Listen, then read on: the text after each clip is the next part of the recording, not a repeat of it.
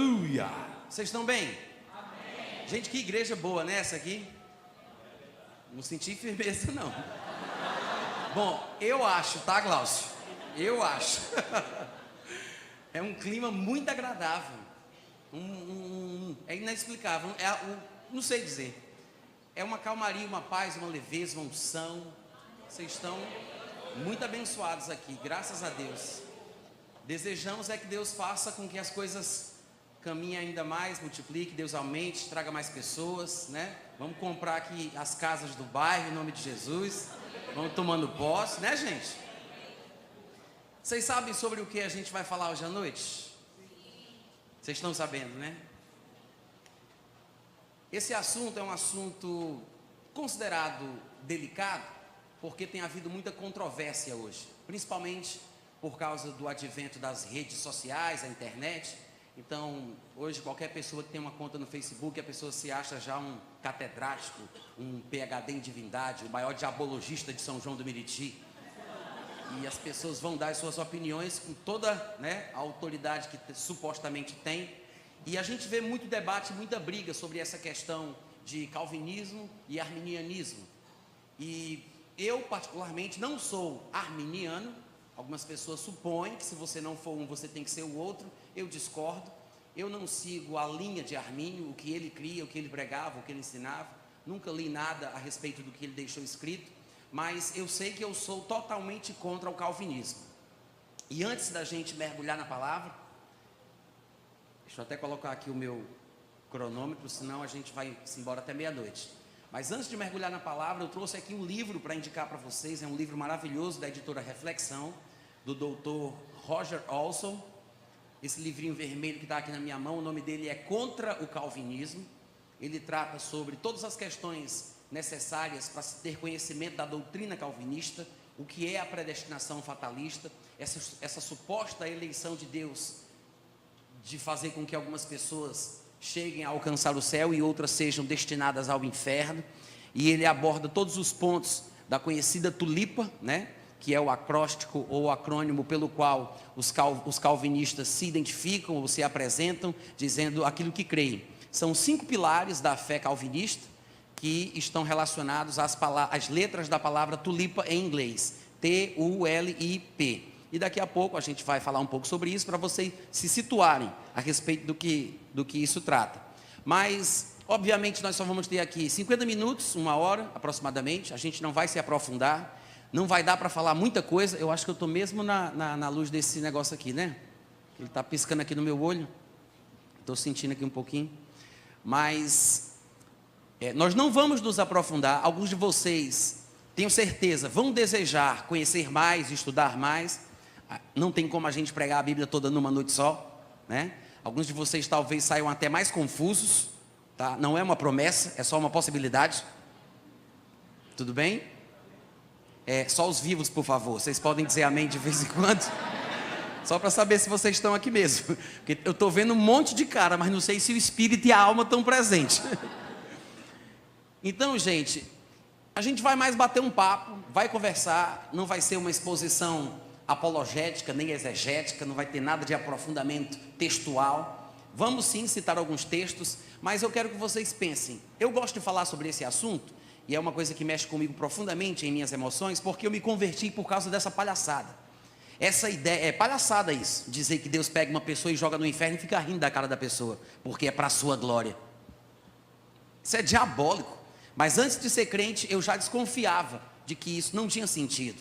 Eu acabei me deparando com as músicas de um cantor chamado Raul Seixas, e Raul Seixas cantava sobre coisas dessa natureza.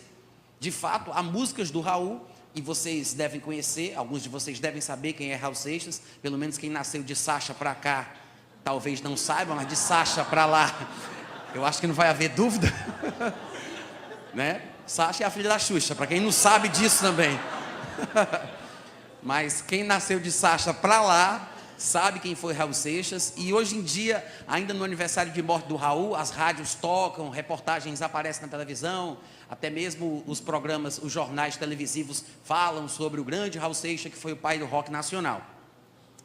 E foi através das músicas do Raul que eu me deparei pela primeira vez, ainda na minha adolescência, com esse pensamento filosófico, diabólico, de que Deus poderia estar controlando o meu destino e me fazendo ser o que eu era e me colocar num lugar de sofrimento eterno, pelo simples fato dele querer, né? E eu estou dizendo isso, falando do Raul, porque você vai ver que há certa semelhança entre a filosofia Raul Seixista, vocês sabem o que eu quero dizer, não sabem? Raul Seixista e a filosofia calvinista. Eu sei que aqueles que são defensores do calvinismo podem ficar chateados por eu dizer que é uma filosofia, mas eu acho que na verdade é uma coisa mais do que filosófica, é diabólica, que atrapalha o crescimento do cristão e amargura muitas pessoas. Pode até causar depressão e coisas piores, porque é uma mensagem que realmente não tem base bíblica. As pessoas usam versículos da Bíblia para filosofar em cima do assunto, mas para mim a defesa do calvinismo é simplesmente uma masturbação intelectual, mais nada. E a filosofia calvinista é como um cego com os olhos vendados dentro de um quarto escuro procurando um gato preto que não está lá. Isso é calvinismo, é um labirinto de ideias sem sentido, sem proveito, sem fundamento. Parece sabedoria, mas é ridículo. Me perdoem aqueles que são calvinistas, eu sei que talvez alguns que estejam aqui presentes, que creiam desta forma, tenham algum conhecimento de alguma coisa que poderiam compartilhar comigo, que poderia me abençoar, porque cada um de nós sabe alguma coisa, assim como eu também tenho alguma coisa para poder acrescentar na tua vida, mas como hoje à noite quem prega sou eu, então eu falo e você escuta. Raul Seixas fez uma música chamada Judas, no álbum Mata Virgem. E nessa música, um demônio, pelo menos é o que ele quer sugerir, né, com a entoação de voz que a pessoa que canta faz, ele quer sugerir que o demônio, no início da música, faz uma pergunta para aquele que vai cantar, quem é ele? O demônio chega e diz, ei, quem é você? Vamos, responda. Aquela vozinha assim, bem de precioso, aquela coisa, bem... Aí, o cantor é Judas. Claro, Raul Seixas é quem canta a música, mas ele vai cantar como se fosse Judas. Então ele diz, eu sou Judas. Aí começa a música, parte de um plano secreto, amigo fiel de Jesus. Eu fui escolhido por ele para pregá-lo na cruz. Cristo morreu como um homem, o mártir da salvação, deixando para mim, o seu amigo, o sinal da traição. É porque lá em cima, lá na beira da piscina, olhando os simples mortais, nas alturas, fazem escrituras e nunca nos perguntam se é pouco ou demais. Se eu não tivesse traído, morreria cercado de luz, porque fazia parte dos 12, mas o mundo hoje então não teria a marca sagrada da cruz. E para provar que me amava, pediu outro gesto de amor. Por que outro gesto de amor? Porque a traição, na filosofia de Raul Seixas, nesta música, já era uma expressão de amor, como se Jesus precisasse, como diz o evangelho apócrifo de Judas, para aqueles que têm algum conhecimento desse texto. E ele diz, pediu outro gesto de amor, pediu que o traísse com beijo, que minha boca então marcou, mas, ele faz, é que lá em cima, lá na beira da piscina, olhando os simples mortais, nas alturas fazem escrituras e nunca nos perguntam se é pouco ou demais. Eita, coisa diabólica! É diabólico ou não é? Alguns de vocês parecem que estão com medo. Eu dei esse grito para despertar. Não fica com medo não.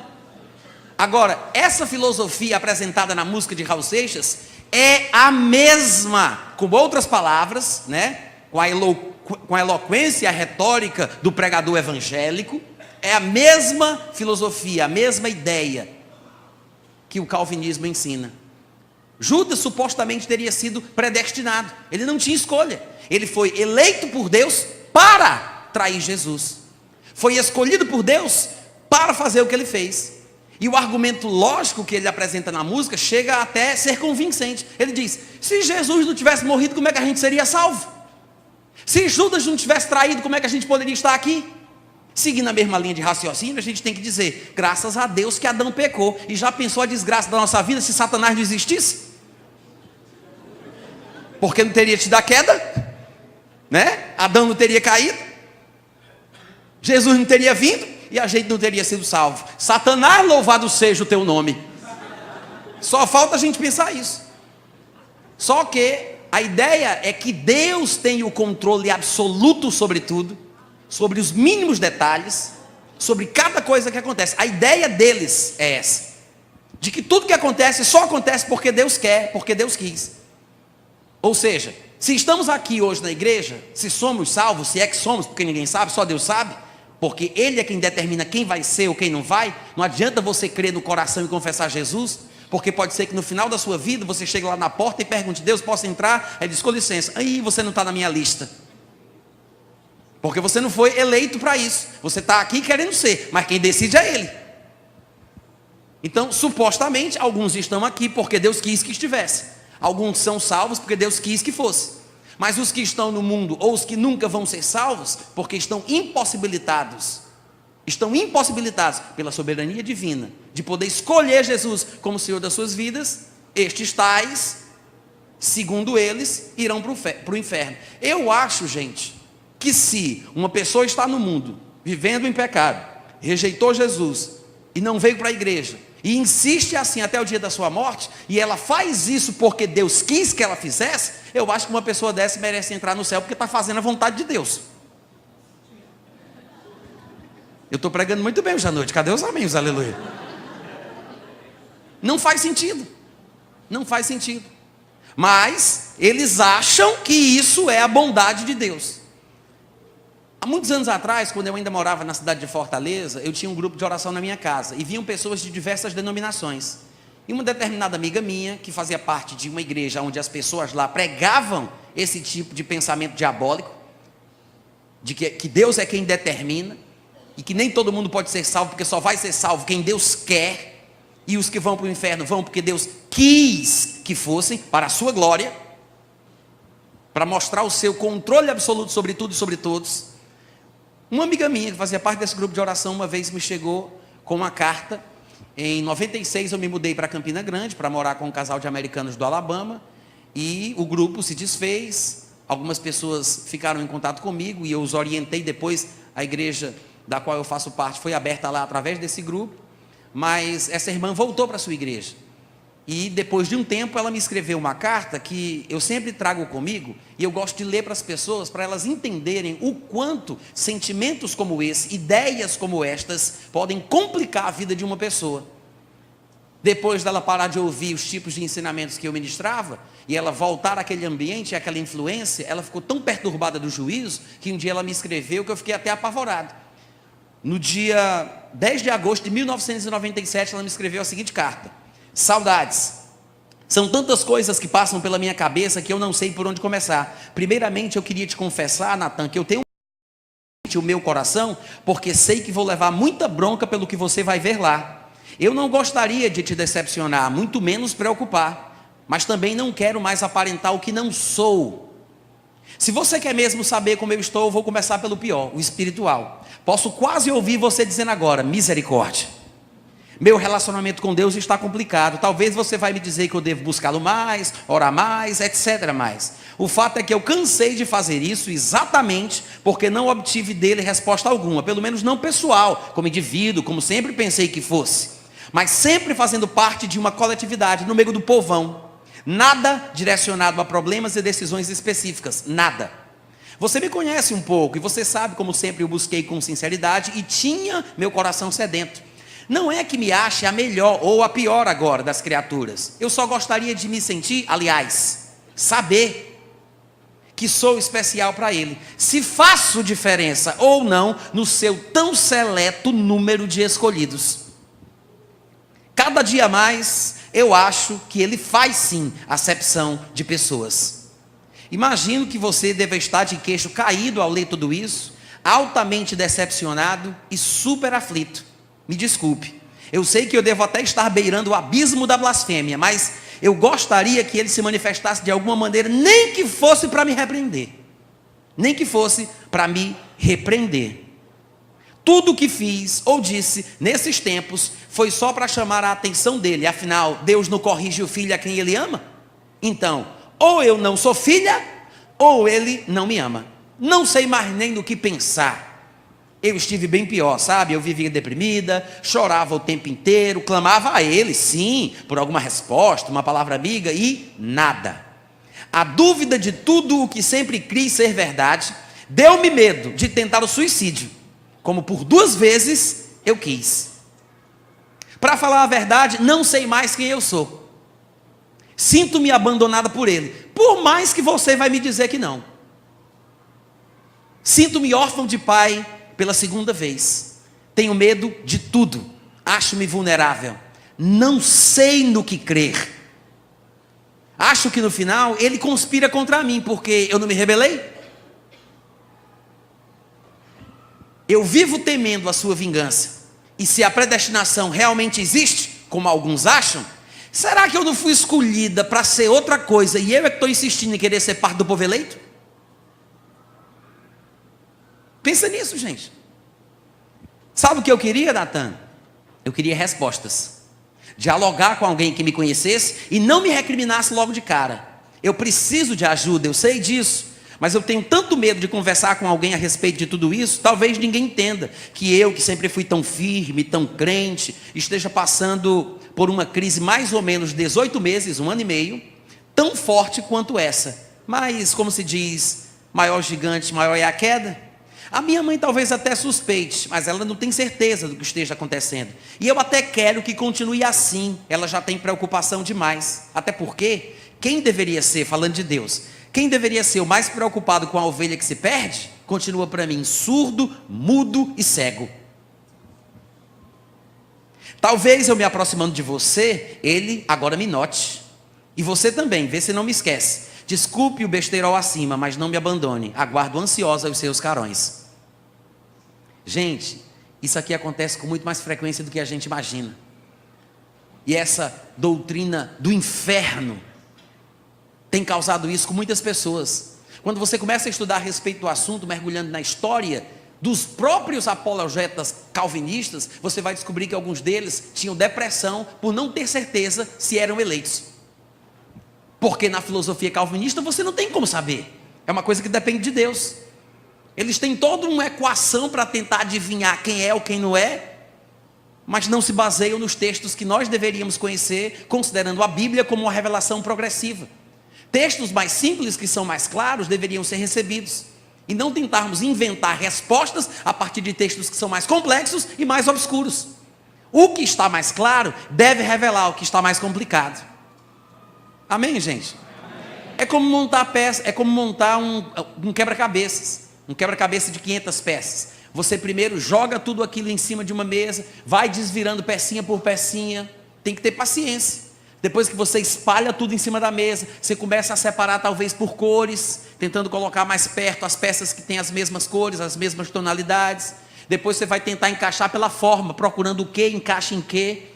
E curiosamente conseguimos montar 10 peças aqui, 30 peças aqui, 40 peças aqui. Mas são grupos isolados que ainda não estão se ligando uns aos outros. Toda leitura e estudo da Bíblia deve ser tão paciente quanto montar um quebra-cabeça de 500 peças. Você não vai desprezar aquilo que você já sabe que está certo, aquilo que você já montou. Você sabe que tem uma lógica naquilo ali, então você vai perseverar até concluir. Seria tolice, por causa de textos mais complexos, desprezar aquilo que eu já sei. Ah, montei aqui 3 grupos de 50, mas não consegui montar tudo. Vou jogar fora. Abandona, desiste. Infelizmente, as pessoas parecem estar dando mais valor a textos que eles mesmos não entendem direito, trazendo interpretação para dentro do texto, do que os textos que são bem claros. Irmãos, tem texto mais claro do que 1 Timóteo, capítulo 2, versículo 4? Paulo escrevendo a Timóteo, ele disse que ele devia orar, juntamente com a igreja, pelas pessoas que estavam investidas de autoridade. E em meio àquele pedido que ele faz para que a igreja ore, ele fala, porque Deus deseja que todos os homens sejam salvos e cheguem ao pleno conhecimento da verdade. Tem versículo mais claro do que esse, gente? Não tem. Deus é direto, é positivo, ele é claro, ele diz, Deus, com todas as letras, ele diz, Deus deseja que todos os homens sejam salvos. Sabe qual é o problema na cabeça do povo? É porque eles acham que pelo simples fato de quem está querendo seja Deus, o simples fato de Deus ser aquele que está querendo, eles acham que vai acontecer. Porque se é da vontade de Deus, como não vai acontecer? Como se Deus, por querer, fizesse com que você quisesse também. Como se a vontade de Deus fosse impositiva. Pelo simples fato de Deus querer, as pessoas acham, se Deus quer, não tem nada que Deus queira que não aconteça. É assim que as pessoas supõem. Mas não entendem que há coisas que Deus quer, que podem não acontecer, porque o simples fato de Deus querer, não vai fazer com que as pessoas ajam em conformidade com a sua vontade. Irmãos, Deus é amor, e o amor, ele não se conduz inconvenientemente na busca dos seus interesses. Eu sei que, humanamente falando, tem gente que mata, e quando é entrevistado nesses programas sei nem como é que chama esse tipo de programa, mas vai falar de crime, aí o cara diz, matei porque eu amava ela, matei porque eu amava, matei, mato de novo.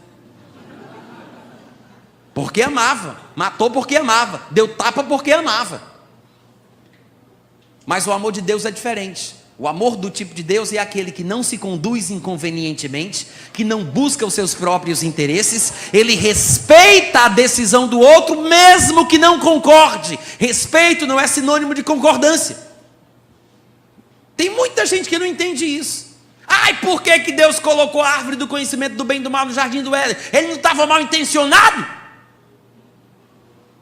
Irmãos, a árvore do conhecimento do bem e do mal no jardim do Éden, pasme você, é uma prova do amor e da justiça de Deus ao criar o homem como ele. Porque se o homem não tivesse, isso se representa pela árvore do conhecimento do bem e do mal, se o homem não tivesse a possibilidade de pecar na sua vida, de não servir a Deus, de desobedecer a Deus, como ele poderia saber que era livre para fazer o que queria, se ele não tivesse escolha? Ah, gente, eu vou parar de pregar assim. Vocês não entenderam, não? Para pensar. Como é que a gente poderia saber que Deus nos ama de verdade e que nós amamos a Deus como deve ser, se não tivéssemos a opção de não amar?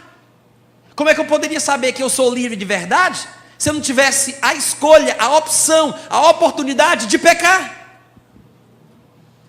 Talvez eu estivesse servindo a Deus como um robô, porque me faltava escolha. A presença da árvore do conhecimento do bem e do mal, que representa essa possibilidade da queda, prova que Deus é justo e verdadeiro.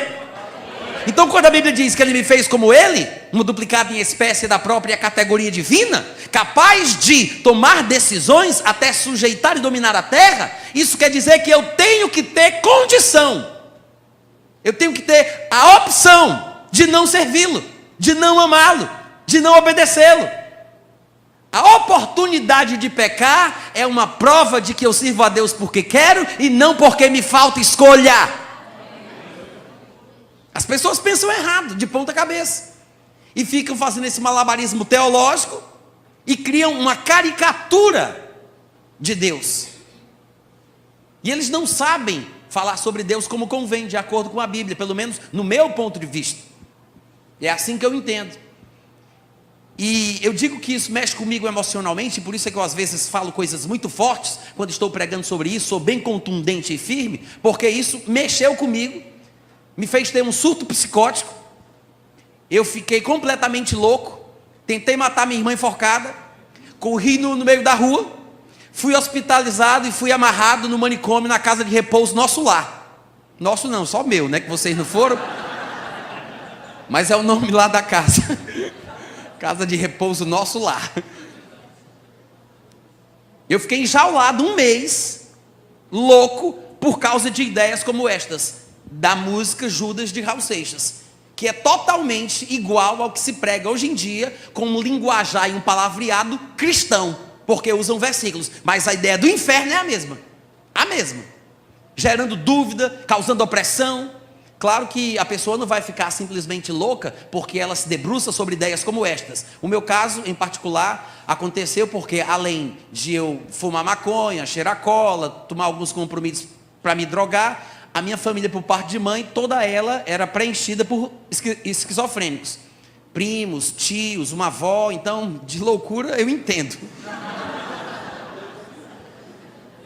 Mas uma coisa juntou com a outra, né? Tem uma certa carga biológica ali que se passa pela geração, mas teve também a questão das drogas, aí juntou uma coisa com a outra e eu com aquelas loucuras na minha cabeça, meditando, mas isso foi o que me oprimiu. Eu chorava cantando essa música de Judas, porque eu não conseguia aceitar a ideia de que Deus estivesse com esse tipo de controle, fazendo esse tipo de coisa com os homens. Eu já sentia injusto, mas eu achava que eu tinha que me submeter, porque eu não era ninguém, quem manda mesmo é Ele. Se Ele quiser que eu vá para o inferno, eu vou.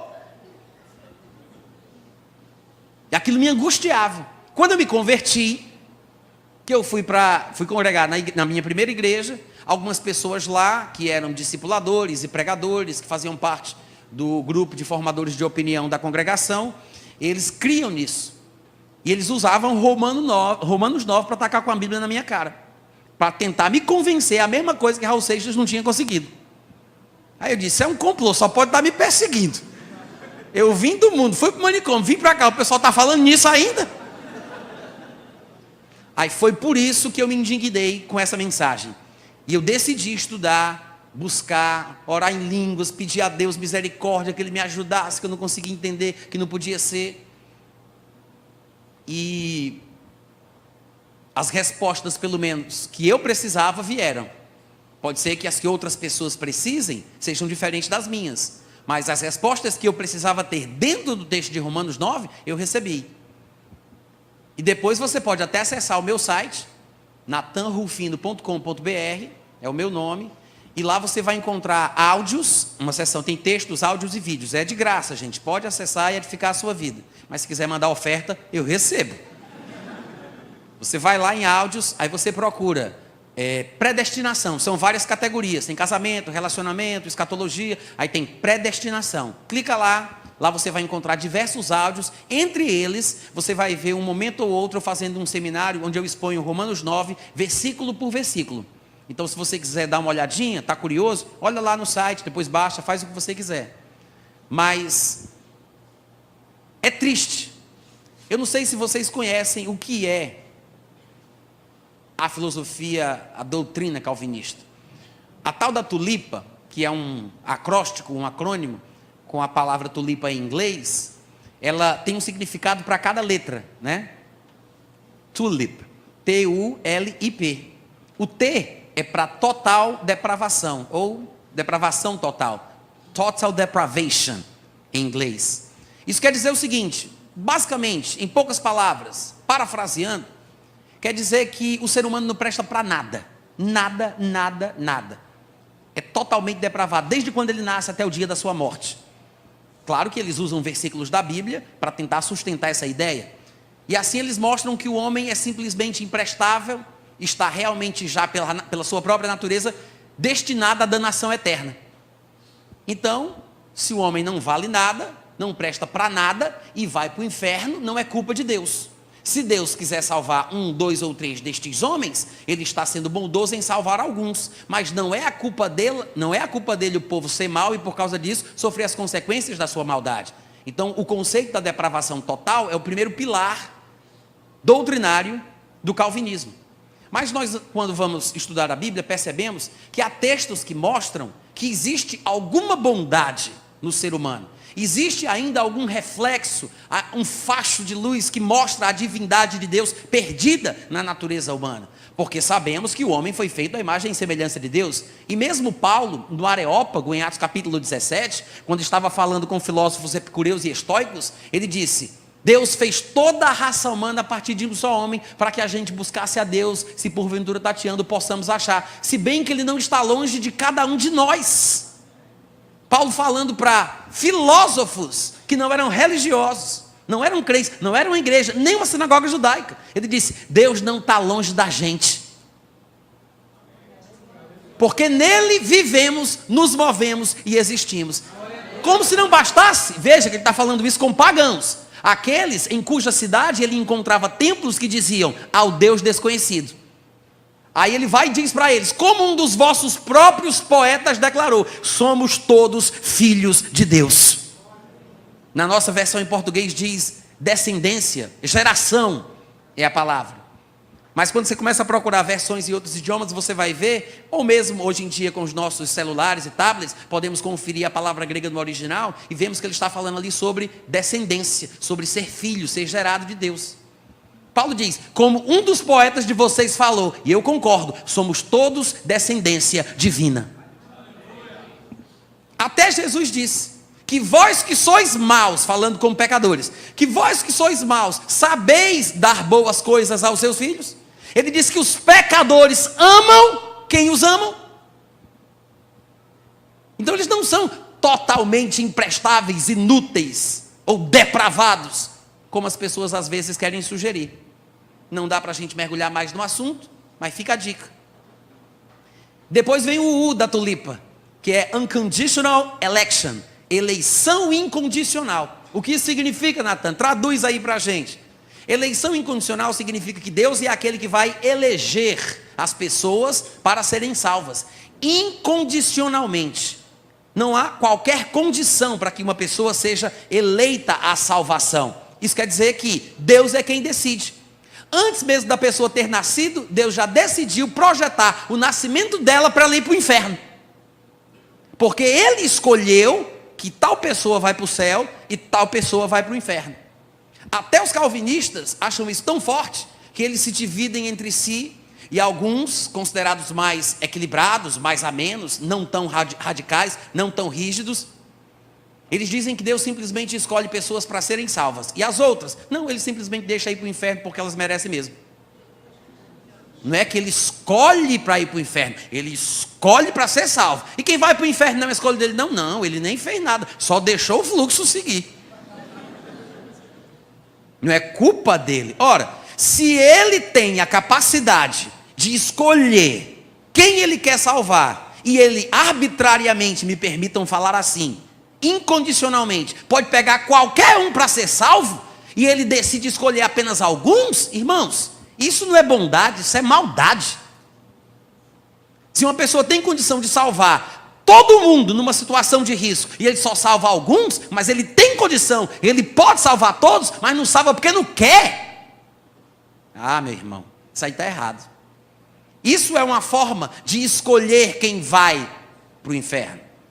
Os irmãos entendem o que eu estou falando? Amém. Mas é isso que significa o U da tulipa, o fundamento da doutrina calvinista. Primeiro, total depravação, depois a eleição incondicional, e aí vem o L, limited expiation, que significa expiação limitada. Expiação, a morte de Cristo na cruz do Calvário, para remir o homem dos seus pecados, limitada. O que significa? É uma redenção particular. Porque a teoria calvinista diz que Jesus não morreu por todos os homens, Ele morreu pelos eleitos. Pelos eleitos. Jesus não morreu por todos. E quando você encontra um versículo na Bíblia que mostra que Jesus morreu por todos, porque o sangue de Cristo é a propiciação pelos nossos pecados, não somente dos nossos, mas também pelos do mundo inteiro, como diz lá em João, 1 João, ou quando você cita João 3,16, que Deus amou o mundo de tal maneira, ou que Deus deseja que todos os homens sejam salvos, qualquer texto que você passar para eles, eles vão dizer que todo o mundo, na verdade, não é cada pessoa do mundo, é o mundo todo, porque tem os que Ele ama no mundo. Ou então é todo tipo de homem, africano, brasileiro, angolano, não sei, todo tipo de homem, mas não todos os homens. É assim que eles interpretam passagens como essa, porque eles acreditam que a morte de Cristo é para purificação particular dos que foram eleitos para isso. É por isso que é uma expiação limitada. Gente, não sou eu que estou criando aqui o significado do L da tulipa, não. Não sou eu que estou querendo ridicularizar a doutrina calvinista dizendo o que o L significa, que a morte de Cristo é só para quem Ele ama, porque segundo o calvinismo, Deus não ama todo mundo, é só os eleitos que Ele ama. Não sou eu que estou inventando isso para ridicularizar o calvinismo. São eles que defendem essa tese, são eles que dizem o que o L significa, eles que falam isso. Por incrível que pareça. Depois vem o I, que é irresistible grace, a graça irresistível. Ou seja, quem foi eleito por Deus para ser salvo, nem que não queira, vai ser salvo na marra, por cima de pau e pedra. Não tem como resistir à graça de Deus. Alguns acham que é uma expressão muito forte, alguns calvinistas, e em vez de usar a palavra graça irresistível, ou seja, eles não creem que existe o livre-arbítrio, eles chamam de graça eficaz, porque a graça vai surtir efeito eficaz. Mas isso é eufemismo, é uma forma bonita de falar uma coisa feia. Eufemismo. Na verdade, o que eles querem dizer é que a pessoa não tem escolha, não pode fazer nada, não pode decidir por ela, não tem essa questão dela querer ou não querer, ela foi eleita, então ela não tem como resistir. É por isso que a graça, para essa pessoa eleita, é irresistível. E depois vem o P de Perseverance of the Saints, perseverança dos santos, que é aquele que foi eleito, que não consegue não se salvar, porque para ele é irresistível, esse vai perseverar até o fim, porque ele está predestinado a perseverar.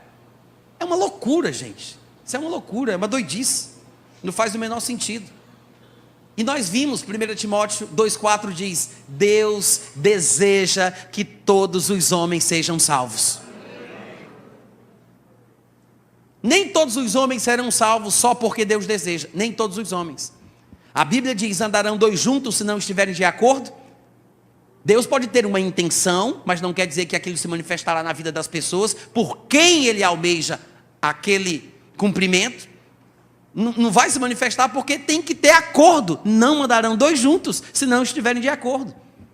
Deus respeita as nossas decisões, as nossas escolhas. Não quer dizer que ele concorde, mas ele respeita. E nós precisamos entender que de fato Deus nos fez como ele. Temos a capacidade de dizer sim, de dizer não. É um poder muito grande que foi colocado em nossa mão. A maior bênção que Deus nos deu se chama livre-arbítrio. E a maior maldição que a gente tem se chama livre-arbítrio. Porque tudo depende da escolha que a gente faz. Mas não é Deus quem nos controla, não é Deus quem decide, não é Deus que coloca a pessoa no inferno, não é Deus que faz isso. Os irmãos me entendem? Amém. Outra passagem bem importante, em 2 Pedro capítulo 3, versículo 9, está escrito o seguinte: o Senhor Jesus não retarda a sua promessa, a promessa da sua vinda, como alguns a julgam demorada. Pelo contrário, ele é longânimo para convosco. Ou seja, por que parece que ele demora? Por isso aqui, porque ele é longânimo para convosco, não querendo que nenhum pereça, senão que todos cheguem ao arrependimento. Gente, isso aqui parece controle para você? Esse versículo que a gente acabou de ler? De jeito nenhum. Ele disse: a vinda do Senhor pode parecer demorada, mas na verdade não é uma questão de demora. O que está acontecendo é porque ele está sendo paciente, ele está esperando, ele está sendo longânimo para convosco, porque ele não quer que nenhum pereça, senão que nesse tempo de suposta demora, os que precisam se arrependam enquanto é tempo.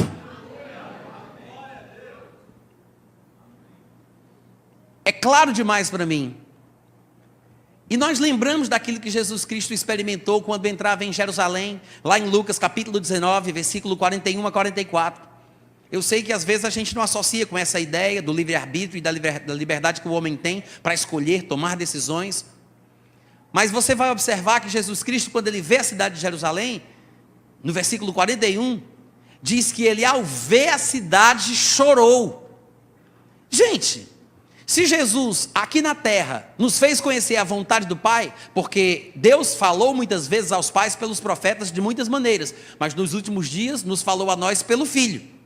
Então quem vê Jesus, vê o Pai. Jesus é a expressa imagem de Deus. A história que registra o que Jesus fez, o que Jesus sentiu, o que Jesus falou, revela o que está dentro do coração do Pai. Se Jesus chorou, é como se fosse uma expressão que revela o que Deus sente. Jesus chora, sabe por quê? É o sentimento de incapacidade de fazer alguma coisa. Se foi Jesus ou Deus que determinou que os israelitas fossem rebeldes como fossem, ele não deveria chorar, ele deveria se alegrar, deu certo. Não se chora quando você é quem faz aquilo que está acontecendo. Jesus está chorando por frustração. Frustração, dor no coração. Compaixão pelos judeus, de coração duro, impenitentes, obstinados. O choro revela que Deus não controla a decisão errada que eles tomaram. Bíblia diz que Jesus chorou e dizia, lamentando, no versículo 42, ah, Jerusalém, se conheceras por ti mesma, ainda hoje, o que é devido à paz. Mas isto está agora oculto aos teus olhos. Pois sobre ti virão dias em que os teus inimigos te cercarão de trincheiras e por todos os lados te apertarão o cerco. E te arrasarão e aos teus filhos dentro de ti não deixarão em ti pedra sobre pedra, porque não reconheceste a oportunidade da tua visitação. Pelo palavreado de Jesus Cristo, você acha que com isso a gente tem que entender que foi Deus que fez Jerusalém experimentar uma situação dessa? Não. Jesus coloca a responsabilidade sobre eles, chora por causa deles, lamenta a atitude deles e diz, vocês desperdiçaram a oportunidade. Por isso que ele fala, quem dera ainda hoje tu reconhecesses o que é devido à paz. Ainda hoje tu reconhecesses, quem dera fosse possível, quem dera vocês se arrependessem, quem dera vocês mudassem. Nós sabemos que muitos judeus se converteram, se arrependeram, abraçaram o evangelho, alguns deles inclusive se tornaram pregadores como Paulo, como Pedro, como João, discípulos de Cristo, mudaram o mundo com a pregação do evangelho, mas a nação como um todo, não. Jesus está lamentando a nação israelita, sobre a nação israelita, a nação com a qual Deus fez aliança, a partir de Abraão, Isaque, Jacó, Moisés, Davi, alianças, pactos firmes e eternos para abençoar o seu povo, mas o povo é rebelde, é duro, e Jesus Cristo está lamentando exatamente isso. E alguém poderia perguntar, mas Natan, há algum lugar na Bíblia que se fale sobre eleição e se fala o que significa? Sim, nós temos textos que falam sobre eleição, textos que falam sobre predestinação, mas eu gosto de dizer a predestinação bíblica, e não essa predestinação fatalista, calvinista, como é apresentada nessa tulipa. A predestinação bíblica é uma coisa totalmente diferente. Paulo, dos escritores do Novo Testamento, é aquele que volta a esse tema e que usa essa palavra com mais frequência. E Paulo faz uma abordagem, para mim, bem interessante, sobre o que seria a verdadeira predestinação bíblica. Se você abrir comigo em Efésios capítulo 1, a partir do versículo 3, você vai encontrar uma pista do que realmente deveria ser pregado nas igrejas sobre a predestinação bíblica. Efésios capítulo 1, do versículo 3 em diante. Posso ler, gente? Não, né? Posso? Sim ou não? Tá, já está atrás de mim aí, né? Efésios capítulo 1, versículo 3. Bendito o Deus e Pai de nosso Senhor Jesus Cristo, que nos tem abençoado com toda sorte de bênção espiritual nas regiões celestiais. Como é que diz aí? Também vos tenho ouvido. É 3. Que nos tem abençoado nas regiões celestiais. Fala mais alto para eu ouvir como é que é. Em Cristo. Está aí o segredo, gente.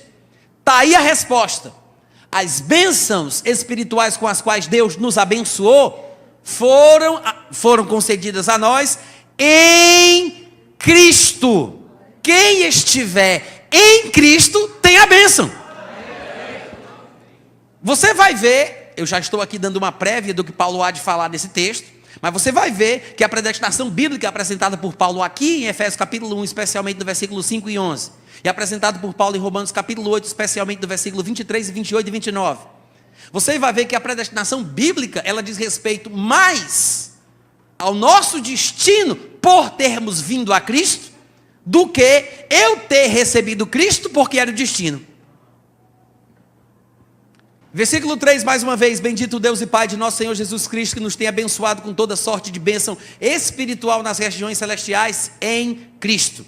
Aí no versículo 4 ele diz, assim como nos escolheu nele. Olha aí, se repetindo a mesma expressão. As bênçãos espirituais que recebemos de Deus foram em Cristo. E depois ele diz, do mesmo jeito que, ou seja, assim como as bênçãos que temos, as temos porque estamos em Cristo, porque nos abençoou com todas as bênçãos em Cristo, ele diz, assim também é que a gente foi eleito. Como? Nele. Quem estiver em Cristo, está eleito.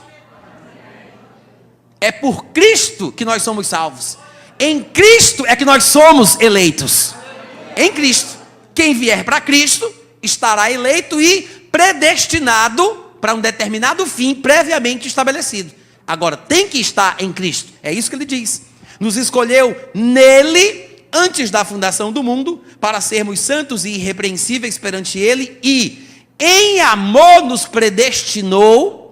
É importante lembrar, eu sei que ele vai dizer, nos predestinou para uma determinada coisa, mas veja que antes da gente ver para o que ele nos predestinou, ele disse, em amor ele nos predestinou. É amor por nós em Cristo. Irmãos, como alguém poderia ser predestinado para o inferno? Em amor. Hein? Não tem sentido. A predestinação está vinculada à doutrina bíblica do amor de Deus pelo ser humano. Qualquer coisa que fuja da ideia bíblica do amor que Deus tem, não é a predestinação correta. Porque, segundo o que acabamos de ler, a predestinação foi estabelecida em amor.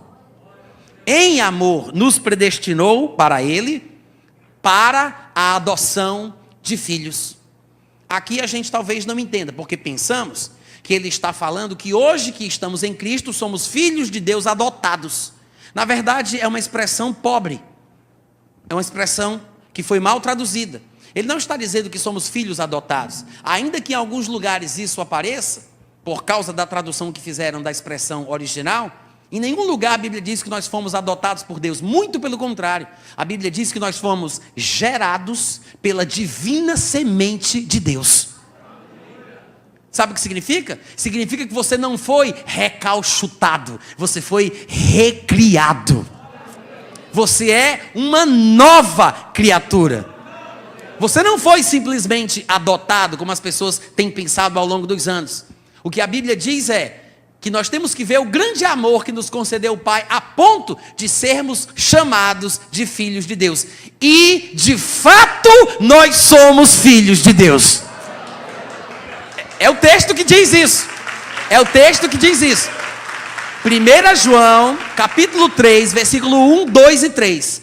Amados, vede que grande amor nos tem concedido o Pai a ponto de sermos chamados de filhos de Deus. E de fato nós somos filhos. Não é só chamado, não é só um apelidozinho que ele deu para a gente, não. Somos chamados, mas somos filhos de fato. Diga, sou filho de fato. Ele diz, de fato nós somos filhos, mas ainda não se manifestou o que nós haveremos de ser. Mas sabemos que quando ele se manifestar, nós haveremos de ser como ele é, porque veremos Jesus Cristo face a face. Haveremos de vê-lo como ele é e seremos semelhantes a ele. Mas somos filhos de fato. A adoção de filhos, irmãos, na cabeça de Paulo, porque é o único que usa essa expressão no Novo Testamento, tem um significado muito específico. E como a gente não entende, até por causa dessa má tradução que nos foi oferecida, a gente fica pensando que ele está falando que a gente foi adotado, que só Jesus é o filho original, e a gente foi adotado. Não, nós fomos gerados pela semente divina, eu nasci de novo e já nasci na família. Nasci de novo, eu nasci. Recriado, não fui recalchutado. E o que é que Paulo quer dizer com isso? Ele mesmo explica em outro texto. A gente vai olhar Romanos capítulo 8, versículo 23, só para a gente saber o que é que Paulo quer dizer com isso, e depois volta para cá. Paulo escreveu Efésios capítulo 1, Paulo escreveu Romanos capítulo 8. Lá no capítulo 8, no versículo 23, ele diz, falando da criação está sujeita à vaidade, ele diz, e não somente a criação, mas também nós que temos as primícias do Espírito Santo, os primeiros frutos que o Espírito produz na nossa vida, nós também, igualmente, gememos em nosso íntimo, aguardando a adoção. Não é assim que está escrito? Está errado então, viu gente? É adoção. Está escrito adoração aí? Está errado. É adoção. Quem tem uma versão aqui que diga adoção? Levanta a mão. Certo, ótimo. O que ele está falando aqui é adoção. Gememos em nosso íntimo, inclusive na minha versão revista e atualizada, de João Ferreira de Almeida, está escrito assim, aguardando a adoção de filhos, do mesmo jeitinho que aparece lá em Efésios. Algumas Bíblias vai ter somente a adoção, não é adoração, não é louvor, não é salva de palma, é adoção. Só que ele diz, aguardamos a adoção, a saber, Ou seja, o que é a adoção? A redenção do nosso corpo. O que de fato significa a adoção de filhos, gente? Como está escrito aí na Bíblia, o que é a adoção de filhos? Segundo Paulo, a expressão adoção de filhos tem um significado mais profundo e significa a redenção do nosso corpo. Porque até Jesus só foi declarado Filho de Deus em poder quando ele foi ressuscitado por Deus dentre os mortos. Está escrito lá em Romanos capítulo 1, versículo 4. Diz que o Evangelho fala de Jesus Cristo, que segundo a carne é descendente de Davi, mas foi designado Filho de Deus em poder pelo Espírito de Santidade através da ressurreição dentre os mortos. E em Atos capítulo 13, versículo 32 e 33, Paulo pregando, ele diz: a promessa que Deus fez aos nossos pais, Deus a cumpriu a nós, seus filhos, ressuscitando Jesus, como também está escrito no Salmo 2: eu hoje te gerei, tu és o meu filho. Jesus é declarado Filho de Deus em poder quando ele ressuscita dos mortos. É por isso que a adoção de filhos é o dia que a gente ressuscitar também. A redenção do nosso corpo. No dia que o nosso corpo for transformado e tivermos o mesmo corpo de glória que Jesus já tem hoje, nesse dia experimentaremos ou tomaremos posse do que Paulo chama na sua doutrina. Infelizmente as pessoas não observam que nos lugares em que Paulo fala sobre a predestinação, ele só fala isso o tempo todo. Observe, por exemplo, se não é exatamente isso que ele diz em Romanos capítulo 8. Você pode abrir comigo lá. Eu sei que a gente leu o versículo 23 ainda há pouco, mas Romanos no capítulo 8, do versículo 26 em diante, o capítulo 8 de Romanos é muito interessante, porque ele fala bastante sobre o propósito da nossa situação aqui na terra, e como a gente pode tirar proveito das dificuldades que experimentamos no mundo como cristãos, porque pode ser uma situação proveitosa, e essas coisas que nos advêm, a perseguição, o sofrimento, a tentação, podem cooperar para o nosso próprio bem, porque assim como, olha aqui para mim, presta atenção, porque assim como Jesus Cristo sofreu na terra, nós também sofreremos, mas se com ele sofrermos, com ele também seremos glorificados. E Paulo diria: porque estou certo por mim mesmo, que os sofrimentos do tempo presente não podem ser comparados com a glória que há de ser revelada em nós. Ele não disse revelada para nós, ele disse que há de ser revelada em nós. Aí chega no versículo 26, depois que ele fala bastante sobre isso, ele diz: e o Espírito também nos ajuda em nossas debilidades, em nossas limitações, em nossas fraquezas, porque tem situação nessa vida que a gente não sabe nem como orar como convém. Não é que o crente não saiba orar, porque Jesus disse: naquele dia, na nova aliança, vós orareis ao Pai no meu nome, e tudo quanto pedirdes vos será concedido. Então a gente sabe orar, a gente ora ao Pai no nome de Jesus. Mas o contexto aqui está falando sobre situações de tribulação, de dor, de sofrimento. Depois você observa o contexto, que ele está falando sobre o sofrimento. Aí ele diz: tem vezes que a gente não sabe nem orar como convém, mas o Espírito intercede por nós sobremaneira com gemidos inexprimíveis.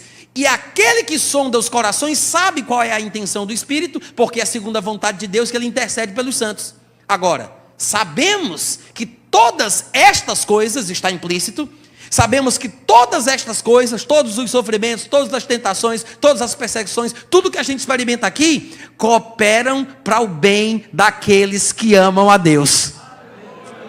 Ele acabou de dizer lá no versículo 16 e 17, se com ele sofrermos, com ele seremos glorificados, porque tenho por certo que os sofrimentos do tempo presente não podem ser comparados com a glória que há de ser revelada em nós. E em 2 Coríntios capítulo 4, Paulo vai dizer que a tribulação produz a glória. Produz a glória. Então, continuando, ele fala: estas coisas cooperam para o bem daqueles que amam a Deus, daqueles que foram chamados segundo o seu propósito. Porquanto os que de antemão conheceu, também os predestinou para serem conformes à imagem de seu Filho, a fim de que Jesus seja o primeiro gerado dentre os mortos, entre muitos irmãos.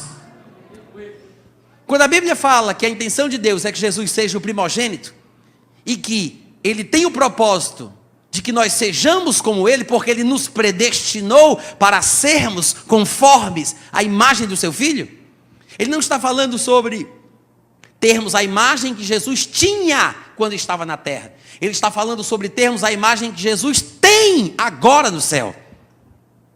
Há uma diferença entre o que Jesus Cristo foi quando andou aqui, e há uma diferença daquilo que Jesus Cristo é quando ele está hoje assentado à direita da majestade nas alturas. Há uma diferença.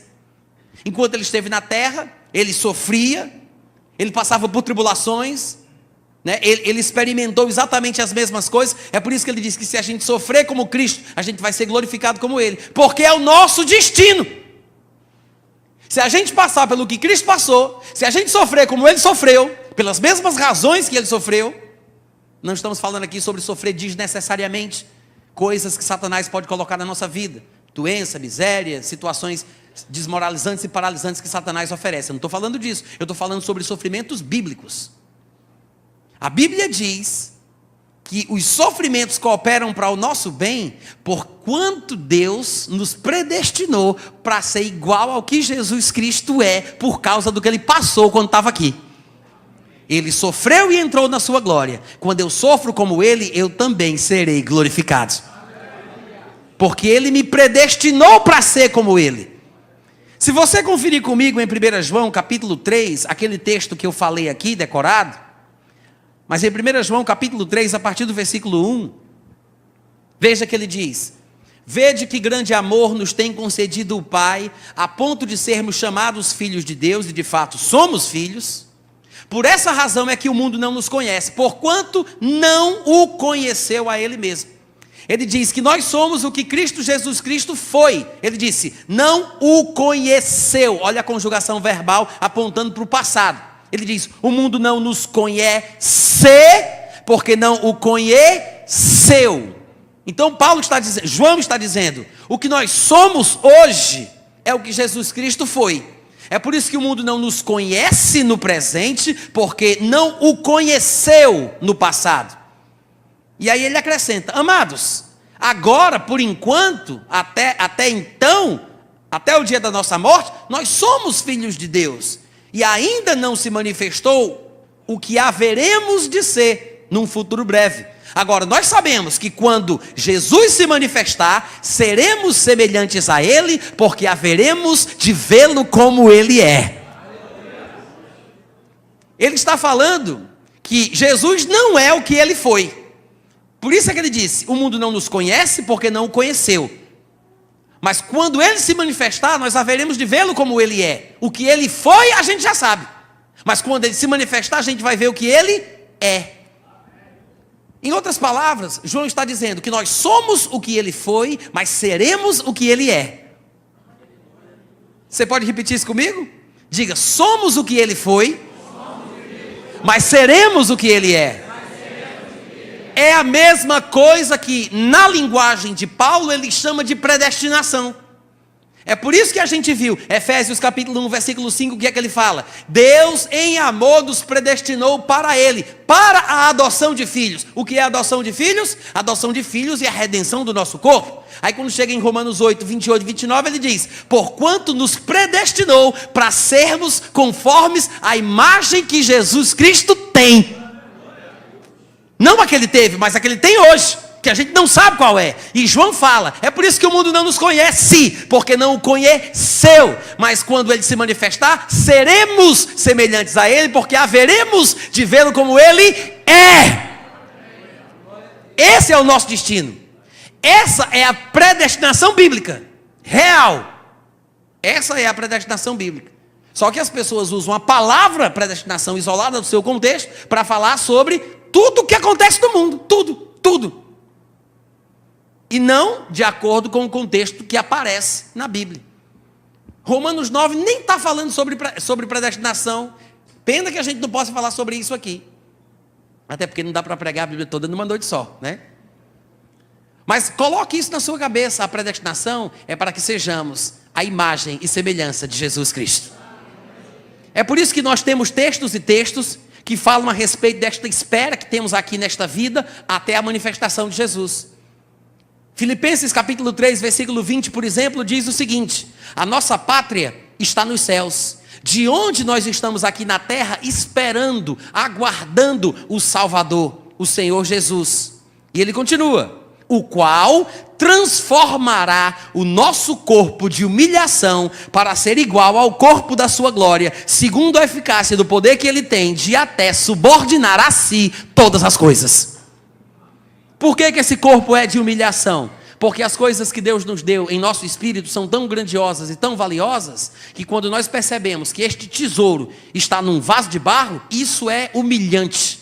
É um corpo de humilhação. Mas segundo o que ele acabou de dizer, a vida cristã é uma vida de espera do dia que ele vai vir para me tirar dessa situação humilhante. Porque ele vai transformar o meu corpo de humilhação para que ele seja semelhante ao corpo da sua glória. Em Colossenses também, no capítulo 3, do versículo 1 ao 4, e é o último texto que eu gostaria de ler com vocês, Paulo diz o seguinte: portanto, irmãos, se fostes ressuscitados juntamente com Cristo, buscai as coisas lá do alto, onde Cristo vive, assentado à direita de Deus. Pensai nas coisas lá do alto, não nas que são aqui da terra, porque vocês morreram, e a vossa verdadeira vida, não essa vida que a gente conhece, não essa vida que vivemos aqui embaixo, mas a vida real, a nossa vida está não manifesta ainda, porque estamos esperando no dia que ele vai vir para transformar esse corpo de humilhação, para experimentarmos o destino que Deus nos preservou em Cristo. Ele diz: pensemos nas coisas do alto, não nas que são da terra, porque morreste, está oculta, a vossa vida está oculta juntamente com Cristo em Deus. Ele diz: a nossa vida está oculta juntamente com Cristo. Por quê? Porque Cristo não está manifesto. Ninguém vê Jesus Cristo em lugar nenhum. Hoje, ele não está à mostra, ele não está manifesto, ele está oculto. Do mesmo jeito que Cristo não aparece, a nossa vida não aparece. Isso que a gente vê, isso que a gente vive, é passageiro, é temporário. A nossa vida verdadeira, que vai ser o nosso estado final e eterno, é glorioso e está escondido junto com Jesus dentro de Deus. Dentro de Deus, é um plano divino, é o nosso destino, porque fomos predestinados em amor para isso. Está guardado juntamente com Cristo dentro de Deus. Agora, tem um detalhe: quando Cristo, que é a nossa vida, porque Cristo é a nossa vida, o que Ele é hoje, não o que Ele foi quando esteve aqui na terra. Quando Cristo, que é a nossa vida, se manifestar, compadre, aí ele diz: então vós também vos manifestareis com ele em glória. Aleluia! Esse é o nosso destino. Somos predestinados para isso. Alguém poderia dizer: Natan, pelo amor de Deus, gostei, mas me diga aí, eu posso perder essa bênção? Só vou dizer da próxima vez que eu vier. Brincadeira. Claro que pode perder. Claro que pode perder.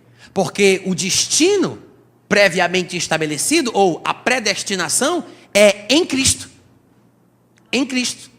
Se você mantiver a sua vida em Cristo, se você se mantiver em Cristo, se você permanecer nele, claro que está tudo bem.